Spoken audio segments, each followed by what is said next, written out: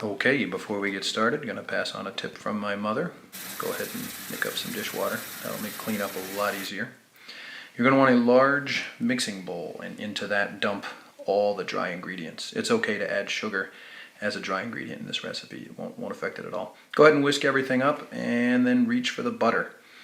You'll be cutting the butter up into small squares just so that it'll melt easier. You want to melt it out because we're going to separate the eggs, and once the whites are separated, we're going to whip the yolks into the butter. Having done that, you can add the milk and buttermilk and then make a well in the dry ingredients.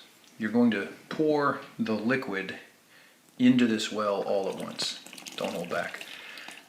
Here I've got some little bits on there. It was a little cold. That's fine. Would have been a little better if it was a little warmer, but it's still a bit chilly here.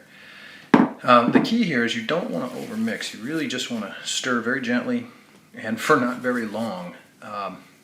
Very, very easy to overmix things like scones, pancakes, and flaky batters. You don't want to develop a lot of gluten, so there will be unmixed chunks of flour, lumps, and things like that. Just ignore them. They'll be just fine. That's about it. Now I want to turn back to the egg whites and whip those up.